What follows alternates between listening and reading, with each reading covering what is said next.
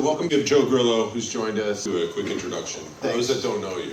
Nice to meet you. I'm Joe Grillo, known for being the founder of Acre, and a lifetime before that, one of the founders of HID Corporation. For those of you who come from the integration side, I also spent 6 years as an integrator. I started up 2 Southern California branch offices for Northern California systems integration business in the late 80s, early 90s that was eventually sold to Sensormatic, Tyco, all that chain. So those are probably some of the best years of really learning this business, because what you guys do, selling to end users and taking care of them, was a really good foundation. But after that, HID, and then founded Acre in 2012.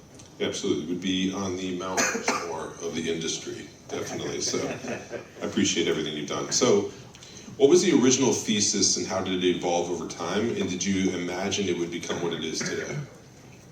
Well, it's interesting because Kumar at his morning presentation talked about scale and how when you have some scale, you're able to do more things. And that really was a significant part of my investment thesis. I don't think I called it investment thesis. But I called it, the opportunity to try to grow something. If you look back in 2012, when I founded Acre, there was Honeywell, there was, Johnson Controls with all the Tyco organizations, there was the carrier UTC or whatever, and then there was this huge fall off to a bunch of much smaller companies. Okay, you had AMAG, Brevo was up and coming, but hadn't gotten anywhere near the 100 million revenue mark, whatever. So my philosophy was, if we can, and I think, again, Kumar said this whole umbrella concept of pulling together and leveraging the installed base to grow something with scale, that was really the thesis. Okay. And then we see it come through. So picking up on that, Kumar, how do you interpret that heritage today, and what are you preserving from that to help you lead the company into its next phase? Yeah, I think we talked a little bit about today. I view that as an advantage, right? Like when you do have that scale, you have the people, right? You get the people, you have the technology, you have the go-to-market, and then we have all of you sitting here as the integrated community for us, and that's incredibly valuable because we have that history together as well. And so a lot of us, and then Joe, you can look at all the businesses that you acquired, grew up together, right? And how you grow up together in that fashion, you're also looking to be partners for the future as well. And so for me, it's ensuring that we take that heritage, that partnership, that install base, that scale, the people, the technology, and then leverage that for where we have to go next.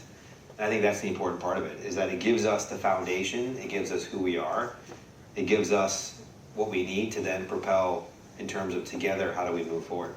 Right. And then, so you mentioned the idea and the concept of consolidation. It's not like new, right? It's you see it in other. So like, what gave you the conviction to go do that while others hesitated or just decided not to? Well, I think I knew I had so many literally friends in the business and in the industry.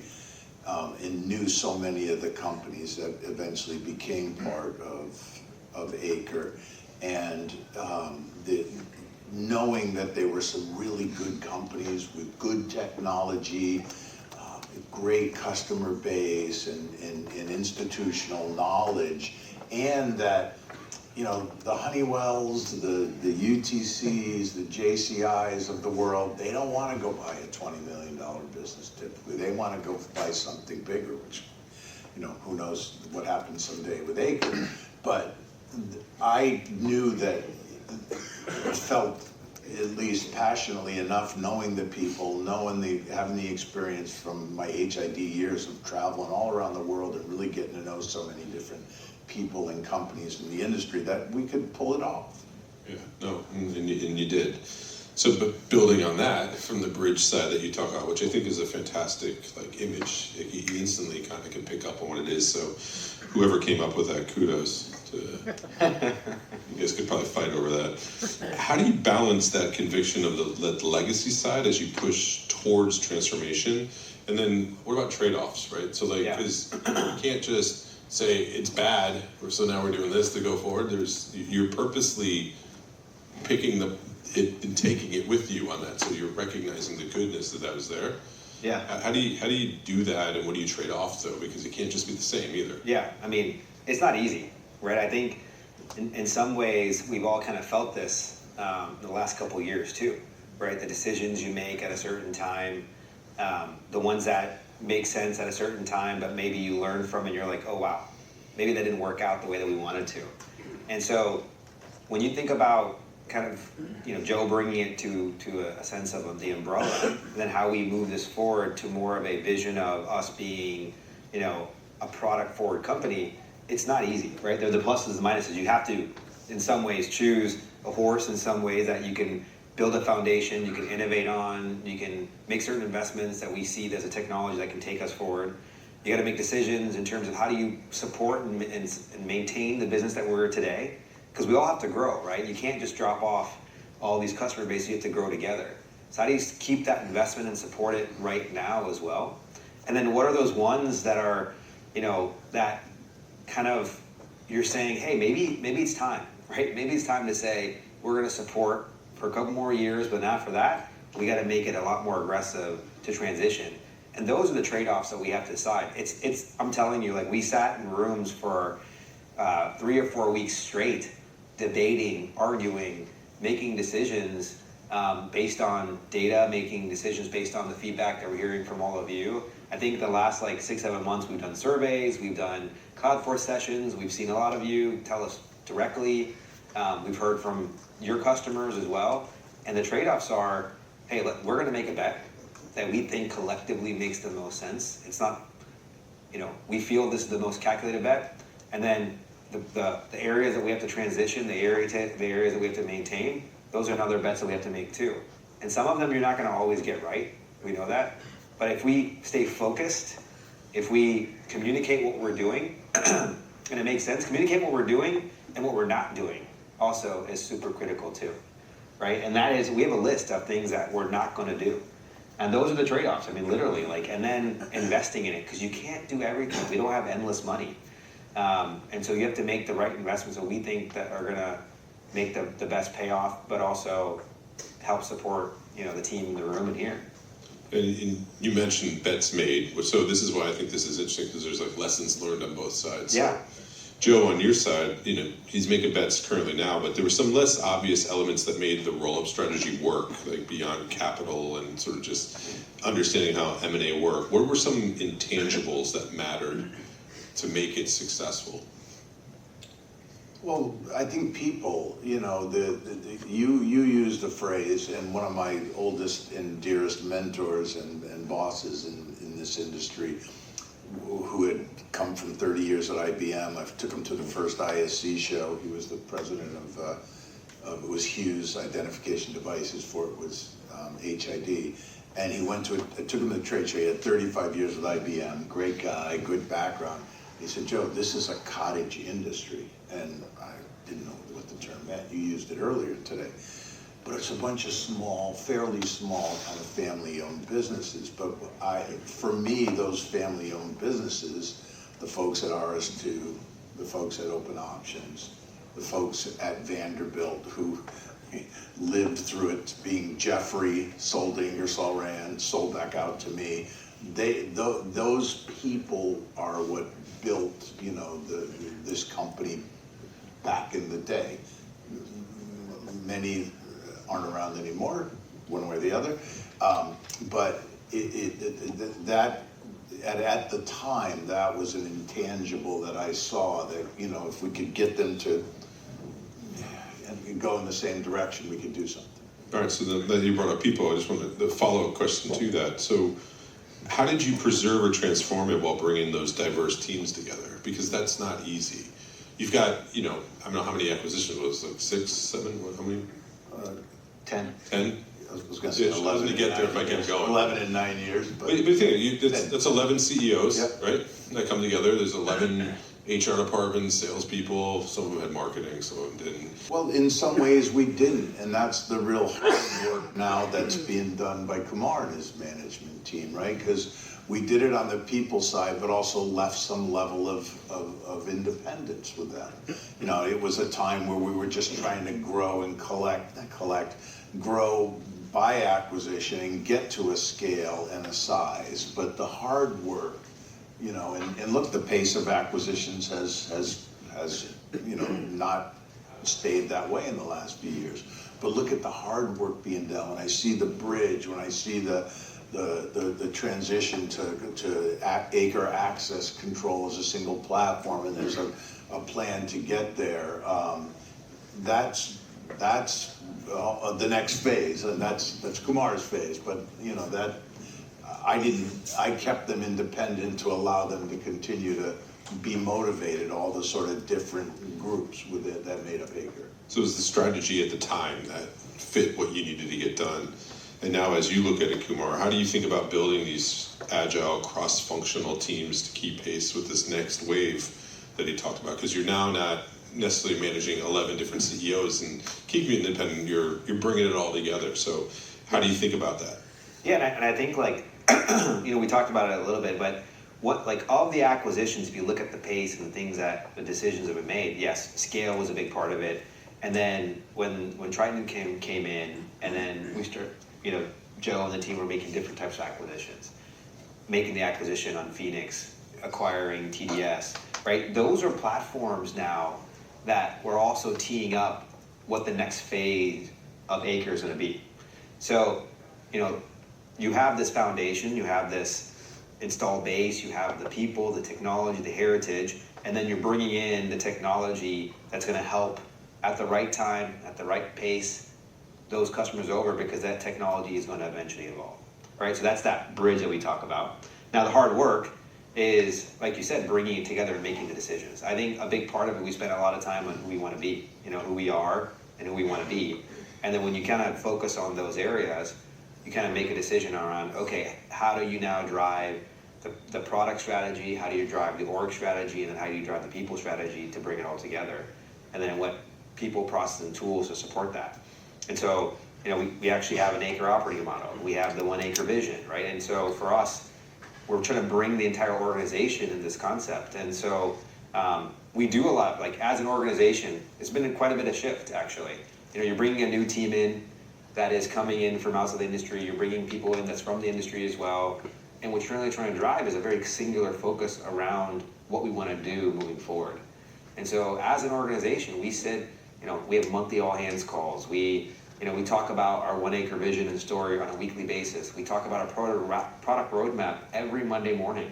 You know, these are the things, those, you know, operational changes, the change management that we drive on a daily basis to think, like, this is the focus, this is the bet we're making on, right? So although there's a vision, there's a strategy that we're thinking months, quarters, years, it starts with every single day. And every single day, you get closer to that vision. And that's kind of how we, you know, make that change happen. This is off script here, so question though, as you say it, can you give an example, and maybe we can come back to this if we need to, because I know I'm throwing at you, but yeah. I see a lot of companies in our industry actually treat the legacy side of their business almost as holding them back from being what they want to go do. So as you look at it, how can you give an example of how you use the legacy side of the business as a positive to help you move forward this vision that you have? Absolutely. I mean, like, so there's a lot of things. Let me give you two perspectives, right? We have this business called Matrix Frontier. I'm not sure if you're anyone familiar with it, but it does these large systems. Like I'm talking, you have large airports, you know, just massive systems that are all across North America and some even globally. But that system, actually, they built a fantastic controller. They have a great, great technology that they built. They have a great manufacturing facility, actually, where I grew up in Dayton, Ohio. And when you start peeling into how they've been successful, why they became successful, you learn so much about it. You learn from the people and what problems they were solving. And so to me, like, now then you're like, okay, how do you take this, what they've been successful with? They built this fantastic controller. Now we're using some of those concepts of how they built the controller into our next generation. Now we're bringing those engineering teams together, right? to bring us together closer on what the future of the hardware should look like for next generation that we talked about today of intrusion and access coming together. So like, I think what ends up happening is like every single business that we talked to that was acquired, it ended up having a certain niche in terms of why they won. Access It had a reason. You know, DNA had a reason. Premises had a reason. Frontier had a reason. And then what's so great about it is like those reasons come together and there's clarity of why they won. And there's this differentiation. And then now when you bring those pieces together, it kind of is like, wow, okay, we can really do things. You know, one of the big examples around this is schools, right? Like there's a lot of you do a lot of schools and you probably started off doing it with DNA and Access It. And there's a niche that you have because they did the right integrations, they knew the right contacts there, the right technology, you built it around a certain vertical. So what are we doing? We're taking that vertical and we're saying, okay, this was successful for DNA, let's continue to support that, but also let's figure out how to make that successful node with Acre access control. So it's not at all holding us back, it's how we're propelling for the future, just how do we leverage that? You know, we have conversations with the integrators too. Like I remember, you know, I was talking to Jay here about Access It and he was talking to me how, you know, kick-ass this platform is because all the things you can do with it, right? And same with Trevor too. And like, but now you can, you know, what if we double down with that platform, partner up with schools, because it still wins today in higher ed like crazy. And what we're saying is we're going to partner with the best one-pass provider. We're going to go after this market and use it as our strength, right? Use these reasons why these businesses won as a strength for us to continue to do that.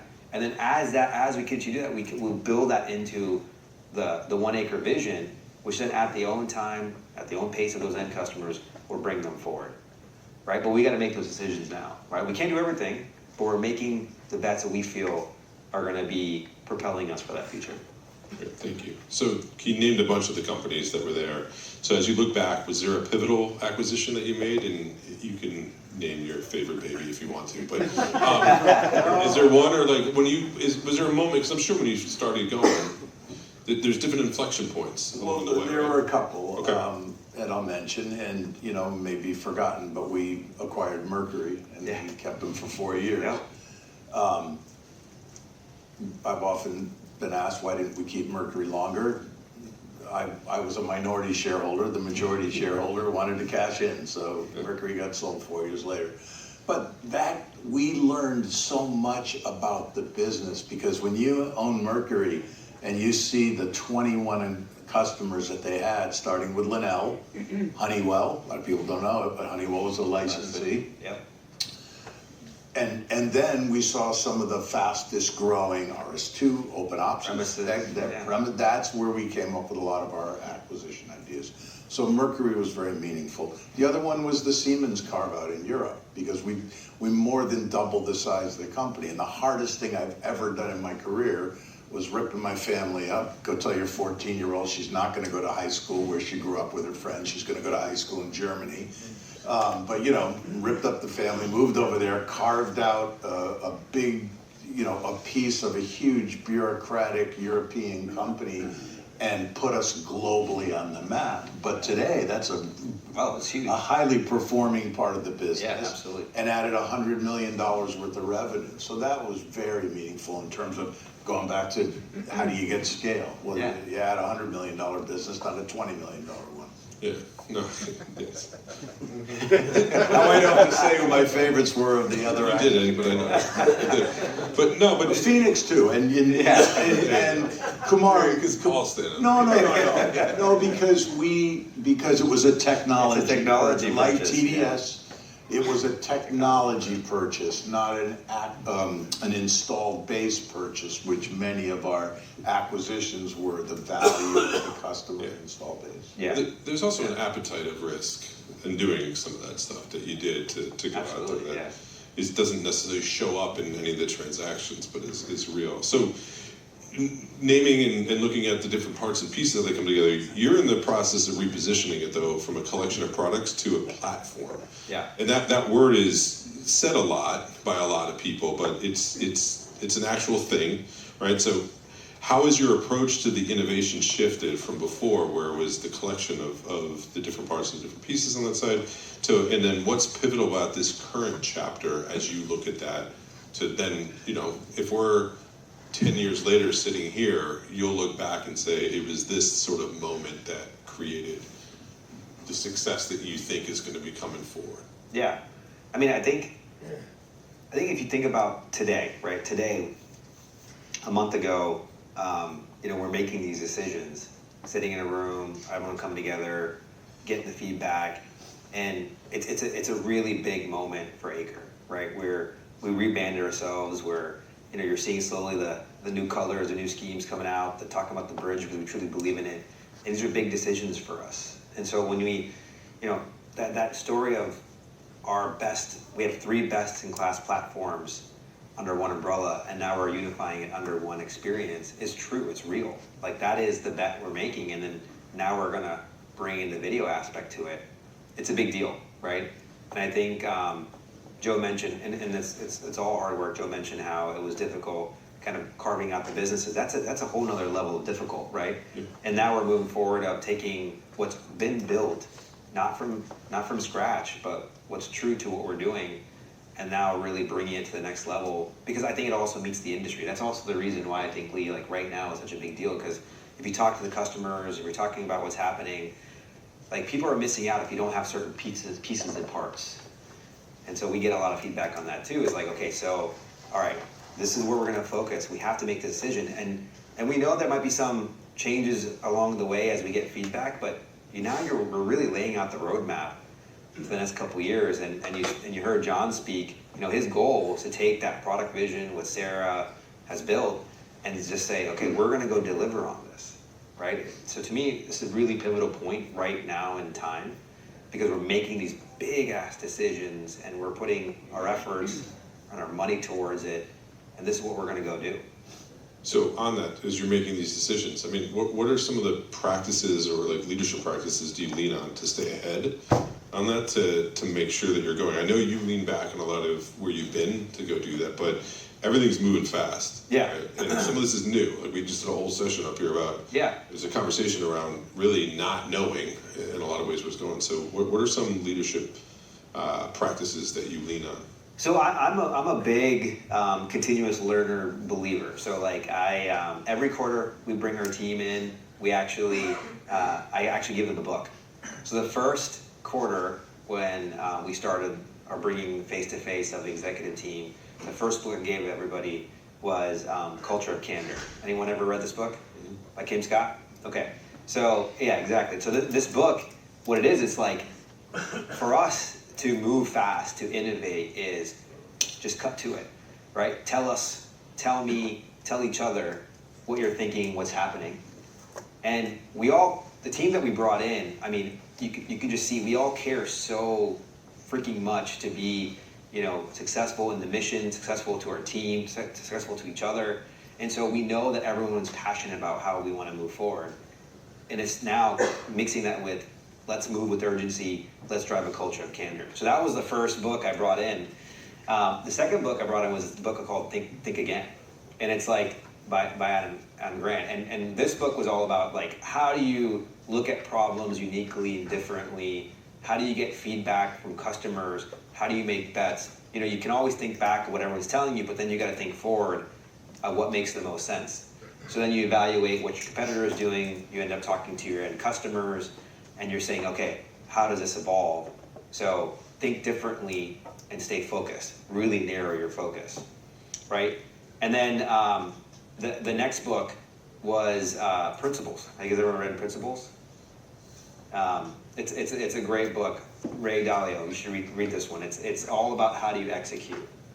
And so how do you drive focus? How do you really execute? So every quarter there's a purpose to every single quarter, and every quarter we're picking one or two things that we have to make decisions on, that we have to decide on, and we have to move forward with. And then I kind of supplant that with a book at that time. The Alchemist is my favorite book. That's about the journey. You had me read that. Yeah, I had you read that. That's just about the journey as a whole. But that's part of the change management, right? And then if you get the management thinking in a certain way, and you get the vision, you get the mission, and then underneath that, you get your team behind it, and then from there, right, you drive the execution model that every single day, every single week, every single month, every single quarter, we hold ourselves accountable. Things are going to shift. So Joe, on your end, you hear him talk about the leadership challenges and that or the approach they go. Like as you reflect back, what was your biggest leadership challenge at Acre? What do you think it was? Well, I think you referred to, to how do you integrate, That was- all these different businesses. That was clearly a lot of it. And, unlike a couple of the acquisitions, most of the deals that we did, and I'm a deal guy, that were negotiated, so it was sitting down with the owners of these businesses and making commitments to them. If you do what you said you're gonna do and make the numbers, we'll leave you alone. We won't, consolidate offices, we won't get rid of people or platforms or whatever.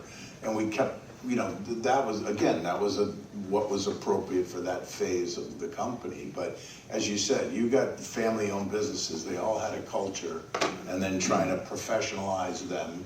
Not that they weren't professional, but they didn't do the same level of accounting that was required and things like that. HR practices, or things like that. So those were a challenge. So, but what I do like is we've had enough of these conversations now, and you reflect back on different parts of what we did. As you think about like this chapter of Acre, what would you take away as your biggest growth from it? From that period of... From that period? Yeah. You can do it. You can have a bit of a dream, and not to sound corny, but you can do it. And again, this industry was still probably a bit ripe for more consolidation because you and I could sit down and list 25 more RS2s and open options that are out there that either are still around. Yep. Maybe not growing a lot, or new and upcoming because they've got some hot new, they're more on the tech side. So yeah, I can only imagine the people you probably did meet with to get to the open options that RS2 along the way too. Yeah. But moving on. Yeah. But I think I'll just end with the end of the day, like in this next phase, like I think for us, you're not. Yes, there's people that you've acquired through the acquisitions, right? But then I think now we're at a really neat phase where people are joining because of where we're going, right? And so it really matters on getting the team right. And there's a lot of excited people in the organization, which were, who are just passionate. But then there's a lot of people who are outside looking in, saying, "Hey, I want to be a part of that." Where they're going, which is a whole different phase now. And then getting our management team right was such a big deal, right? Like just getting the right kind of diversity with the right passion, right? And the respect for each other and the openness is such a big deal because it is different, right? You're not acquiring, now you're bringing in, right? No, and I think, Kumar, and I haven't met in depth most of your new management team, but incredibly impressive, particularly with the background they come from. But I think it's a great mix. You still have some of the institutional knowledge, particularly in the sales area and the technical side, but Paul's and Scott's and Alex and Justin, that's a good, but with a completely different type of, and from people from outside the industry, guys, it's great to see people come into this industry and want to be in this. Want to be part of it. It wasn't always the case, right? Yeah. Yeah, but I think that also represents a shift in sort of the evolution of the industry as well, right? In some respects on that side. So Kumar, on that, it's like, what's been misunderstood about the legacy side of the business, and where do you see the industry going? So as these new people come in, like how we position ourselves, that maybe you've been able to change to attract some of the talent from the outside. Yeah, I mean, I think what's really powerful about whether it's, I don't even love the term legacy, but of those companies that are still today doing extremely, important things in life, I think what was massive about it is the mission, right? And I think, our new CFO, Jason, like one of the biggest things we talked about during the interview process is like, I believe in this mission. Like if you think about what we do, you think about what's happening around us every single day, you hear the news and all that kind of stuff. We play a part of that. And where people want to be part of a mission-driven industry, right? That's, you said something earlier today. You said, people who came here and then they decide to be part of the industry, then you decided to stay. Yeah. That's a big deal, right? Now people are deciding to be part of the industry, which is a big shift, which I think is really interesting, right? So for me, it's like whether it was an organization that started 30 years ago and where we are today, for me, I think what people may misperceive from that is that the mission is actually still the same, right? And I think that's super powerful. I think technology evolves and we're doing different things and things are happening, but the mission, protecting people and doing those aspects is the same. And I think that's really powerful. And you know, like it hits home. Like a big part of our business in North America is schools every single day. I got 2 little girls. It's a big deal to keep them safe every single day. And I'm all about getting the best technology in there. But when, you know, access or DNA or premises was in the schools 25, 30 years ago, right? Like, we're only trying to help those schools become even smarter and more intelligent and more safe in the future. That mission is not changing, right? Like, that's what's so powerful about it. And I think that's also what's driving people from the Amazons and Googles coming in, right? Because they see this excitement of, okay, I can take the technology now that's evolving, but I can also take the mission that's so powerful today, that every day that we're thinking about. Yeah, well said. All right, so shifting gears a little bit. So if we take a look at sort of inflection points along the way, one of them was when Triton came into the picture here. So when that happened, how did the dynamic change? You know, what did that partnership unlock that you couldn't have done alone? Like, and why was that then the time, if you would, to do it? We were private equity owned Correct. before Triton, so Sure. certainly understood the model. I've been involved with a number of private equity backed companies before. HID was private equity backed before we sold it to Assa Abloy. And Acre was private equity backed. Triton was much larger, so they brought in significantly larger resources. So when we wanted to go out and do a couple of we were doing acquisition 1 a year. We did 2 in my last year. At a more expensive level because we had a different level of sophistication, investor, you know, just deeper pockets and just a larger, more global perspective than our prior PE partners, which were just fine. So it was great to have that come in. And here's a you know, a company, Triton, a private equity business, Triton, who has now made 3 acquisitions in this industry, right? After Acre was Wavelengths and then the carve out from Bosch. So they're very committed. Yeah, and can you talk a little bit, I think we just get a little insight to understand, like, on those evolution steps from the PE firm you were with before to Triton coming in, how did the incentives and KPIs and that change? Were you shooting for bigger at that point? No, look, I think, the private equity model is pretty well understood, and it's not a venture capital model, because if you look at it, I'll talk about very briefly another company of our industry, which was Grillo, who grew very quickly, but wasn't profitable for most of their existence because they were VC backed, venture capital backed, trying to just grow really fast, and we had to always measure all the, you know, we had to make money, grow, you know, all that. And there's nothing wrong with those. Are, to me, the fundamentals of a good business. So the KPIs didn't change a lot. It just, again, we had more resources at our back. But I do think, though, to Joe's point, it doesn't really change, right? But what's interesting now with Triton coming on is that because it's a larger investor and we are scaling at a different level, you think about options as you move forward now, right? Private equity always wants to eventually either sell the business to another private equity or IPO or sell to a strategic, right? That changed, like that now that you're a larger player in the market, Triton is a bigger investor, there's actually reality to all 3 of them. You know what I mean? Which is a whole nother interesting factor.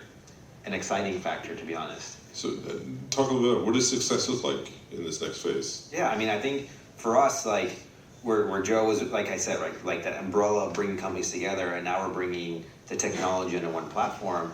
The evolution is really being this product forward company, right? That where, you know, you think of Acre no longer as a consolidation of companies, but really a technology innovation organization that's bringing security forward, right? That's what success looks like for us, and we're on that way, right? And we're not starting from scratch, right? We have these platforms today. It's how we move that forward by leveraging our core as well, right? Our heritage. So we talk about all the good moments, but Joe, is there ever a moment where, you know, you looked at this and you thought maybe it wasn't going to work? or are you just an optimist? He's a dreamer, Joe. I'm always the blue sky optimist. I remember begging, our private equity guys to do the Siemens carve out, which again was the hardest thing I've ever done. And here was a fairly large business that was shrinking and losing money in another part of the world. But I sold them on doing it, and we did. So, but there were some moments in Germany during that first few months of the carve out and trying to exist that I had my never doubts, but paranoia. Moments of why? Yeah. Moments of what am I doing here? But it worked out. Was it the location of it that was the hardest, or was it just where the business where it was at the? Well, they hadn't invested in the business. Yeah, there were 7 or 8 different cultures and languages. There was dealing with the German bureaucracy. I don't mean the government bureaucracy. I mean the Siemens bureaucracy. So on the flip side, though, to you, I mean, you're taking risk on the innovation and change and the things that you're doing there. I mean, do you worry about moving too fast, especially in this industry? How do you balance that ambition with responsibility? I mean, I think so. I mean, absolutely, right? I mean, we made some mistakes a couple years ago announcing certain things that probably shouldn't have, and that probably hurt us a little bit, for sure, right? Moving too fast, making sure that we know who we are, what we want to do and accomplish, and also taking stock of the value that some of the current platforms bring to the business. And so, to your point, like, we kind of learned from that. Now we know that you got to move fast in certain areas, right? You got to make those bets. You got to figure out how you can stay ahead. But at the same time, you got to bring people along, whether that's your, start with your own team, right? You got to start with your own team, making sure you're bringing them along. You got to bring the partners along, and you got to bring your customers along, right? And I think if you do those things right, you'll get there. But absolutely, I mean, we learn from those mistakes, and we try to learn from those, and then we ensure that we're making the right decisions on what we're going to do and not do. Be very clear on that. And that's how we got to do this sport. So this is the knee-to-knee part that I was going to ask you guys to get and look at each other. No one's here, just the two of you. No, but, so, Joe, when you see what Kumar is doing in the current team, what they're taking on as a company, what excites you most, and what do you hope they don't lose sight of? Well, it's a lot of hard work to what's being done right now, and it was really exciting to hear something today. I don't have any active role in the company anymore, although I am, at least from my pocketbook state, a significant investor still. So I'm just excited about that Kumar and his team are really tackling that difficult phase of maintaining. I get why I don't like to call it legacy, but I can't think of another better word at the moment. The legacy install base, incumbent products, which are very good and serve the purpose and are continued to being developed with the proper messaging now. But I think that's that balance and seeing the efforts that are going on to, for the next phase of the journey of this company, because the pieces that made up Acre go back 20, 30 years. I think you made the comment earlier, but Acre itself is 12 years old, 12, 13 years old, that's all, so it's the next journey. I'm excited to watch the next journey and be a part of it as an investor and an interested, industry guy that it was my baby. So, Kumar, on that same sort of, what remains core from what Joe and team did during their era of Acre today? I mean, I think the Joe, Joe and I have talked a lot, and I think what's really important is that he is the optimist, right? He is the dreamer in the industry in a lot of ways. You think about some of the companies that he's had too, and I think that passion, that vision of we can do this. We know where we want to head to. We feel strongly about we have the right path, we got the right team, we got to bring some of this to execution now. And to me, like, that's the core, is just get it done. We're saying a lot of things, we have a lot of vision out there, but now we got to show that we can execute on it.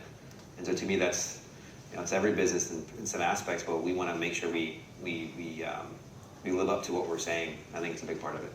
I think if I may interject something too very quickly, I mean, the other thing, and it's evident by this meeting, which again, really happy to participate and see this meeting take place, which is, I think, as you said, probably the first time there was a customer event like this, yeah. that was like this, because the asset that every one of the acquisitions brought to us is here, right? It's the resellers, the loyal resellers, whether they're the bigger companies or the smaller family ones and regionals. They're carrying the bag, selling the Acre products every single day while we're doing whatever we're doing, obviously working hard at supporting it, but that's a huge asset, and it's really good to see that being recognized here today. Well said. So as we come close to the closing side of this, before we move to some Q&A stuff, I wanted to ask sort of just reflections, if we would.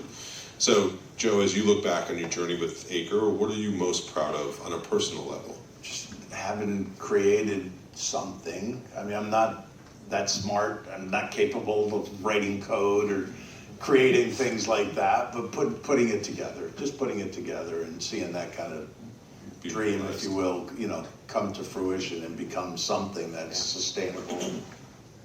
We'll grow a lot more. Yeah. No, I mean, incredible team of people, right, and businesses, so absolutely. Yeah. So Kumar, on your end, what moment in your career so far to this date are you most proud of, and what do you still want to achieve? I think like when I left Rockwell Automation, I was there for 16 years, actually the industry for 20 years, and I had this awesome role and job, and I think I was telling a few of you back there, we were putting the AI strategy for Rockwell, and I was presenting the story to our CEO, and that was also the day that I was leaving as well. And he looked at me and he goes, I mean, like, literally, what the F are you doing, right? And I was sitting there, I'm just like, I got to make the move, I got to make the jump. And when I made the jump to the industry, I think it wasn't like anything that I did that made me proud of it, but it was also like moving to the industry, learning what the industry means. Obviously, we talk a lot about the mission. And then I think what really was proud for me, it was a moment of bringing and building a team that was uniquely moving how, at that time, Linnell forward in a lot of ways. And we made bets there too. Some worked, some didn't. And I think if you don't bet on yourself in some ways and then bring the right people around you, you never know where you can go. And I think for me, that was a big step, big change, a big bet for myself. And then even, you fast forward to this coming here, waiting it out through a pretty strenuous process, you're making a bet again. And then you're surrounding ourselves again with great talent, great people, and then obviously the great team that's around here with our partners. So I think for me, it was just making the move, taking the risk, making the bet, whether it's yourself and with the right people, you can do some amazing things. And what do you want to still achieve? I mean, I think I don't know that answer yet, to be honest. I think for me, it's like, I want to make sure what we achieve is what, we're seeing a lot of things right now. We want to make sure we can prove that we can do these things. So I'm not looking so many years beyond then how do we get past the next week and the next month and the next quarter, to be honest. Because we have a lot to show all of you in this room that we can accomplish what we're saying. And so for me right now, that's my big focus, to be honest. That's fair. So Joe, what would you tell your younger self at the start of the journey? Go get a cushy corporate job. I'm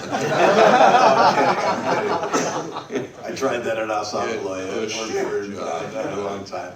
No, look, again, don't take a chance. You're right. There were risks. There were risks along the way, but so I wouldn't tell myself. I would tell myself to start sooner. That's the only thing. I spent a lot of times just having a job, not thinking about a career, kids, family, all the other stuff that seemed to be a priority. But then that's the only thing I would maybe advise is start a little earlier thinking about the future when you're young, right? You're immortal and you're going to live forever, and you don't worry about the future so much. Thank you. So Kumar, and like in a headline, if you would. So those are brief. All right. If you had to write the next chapter of Acre Security today, what would that headline be? I mean, I think we said it, right? It's the bridge is a big part of it, but for us, it's moving security forward, right? I mean, that's it. In any way, fashion that we can, whether it's the migrating of our core products, the core solutions, or bridging the technologies together so customers can see and evolve together in our technology. Yeah. Thank you. How do you do, Andrew? All right. Is that right, Andrew? Andrew, do you all right? No, you're good. All right. Thumbs up. Joe, this one's for you. I know you love these questions. This one. How do you hope your contributions will be remembered in the industry? And I know you got a lot of life still in you, so I'm not like trying to sit here at the end here, but like you start thinking about the legacy in that. So how do you want to be remembered? Just, someone who treated people well, and was open-minded, and someone humble. I've tried to be at least, and that's all. Look, there's a lot of. It's great to see a whole another generation, including my son, who happens to work for Acre. Yeah. Wasn't my idea.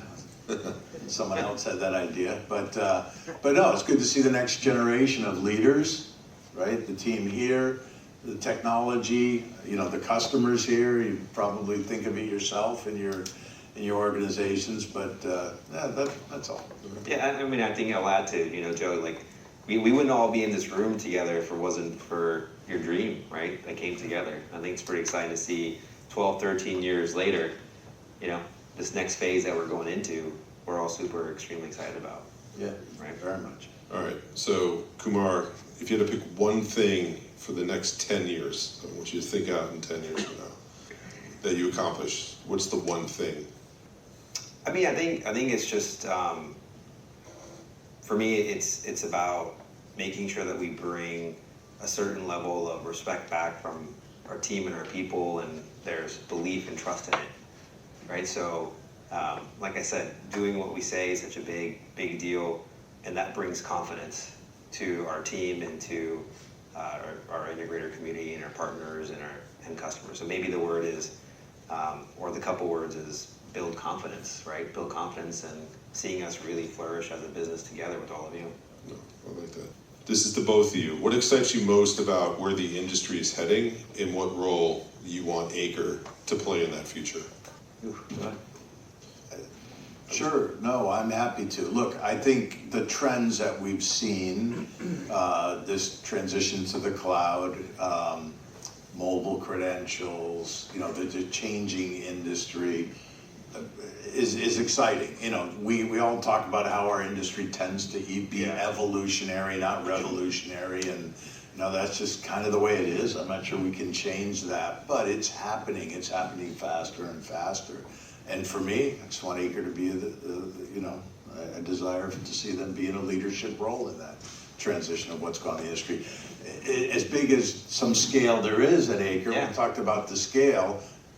In some ways, Acre can still be, and I think you mentioned this earlier, way more, or much more, better English, much more nimble to take a leadership position there than some of the big corporate behemoths, because sometimes it's harder for them to do things in an agile way. Yeah, I mean, I think like we talk a lot about this today too, is like the role of the integrator and the role of the manufacturer. I think for us it's doing what we do well, and doing it better than anyone else in some ways where we can.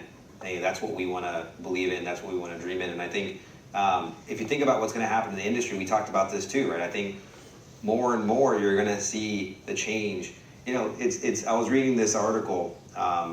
If you read any of some of the stuff happening with like OpenAI, there's just so many different articles are happening right now about technology. But in this time that we live in today, there's some massive shifts happening, right? Like what's happening with AI, what's happening with GPU community, the data. It's a unique time to be in, honestly. Like the boom of the internet was another one. The rise of the smartphone was another one, and then now this is the next one. People may predict that like space travel is the next one, but who knows what comes from there. But this one is now, right? And what's happening, if you're seeing it, like the rate of change of technology is moving so fast. And so, it's really interesting to see how this evolves in the next 10 years of how quickly we as a community are going to evolve with it. Thank you. Yeah. Appreciate that. So this is an amazing opportunity. So appreciate you all doing this. Appreciate you guys have been great too with the questions and the engagement on this stuff. And it's an honor to have the opportunity to have this conversation because I do believe you represent somewhat crazy, and we need crazy in a lot of ways. I like to talk about crazy. It grows markets. We need people doing it. So there's this nice. You got to be a little crazy. Of crazy. It's good. No, I think it's good. But it also represents my hope is in this was we've got amazing stories as an industry. Not only where we're going, but where we've been and how they kind of come together to go tell that. And none of them have anything to do with the blue blinky light. None of them. Yeah, that's It's true. an absolute story that as an industry we can really go out and tell rich stories like this, and to have the opportunity to do this, I really appreciate it. We've been doing it through this series called Access the Future that we've been doing over the past 6 months at this point. It's been going on, so and we'll continue to have this conversation. So hopefully this is the beginning of many, many more conversations. So thank you all very much. Thank you very much. Thank you.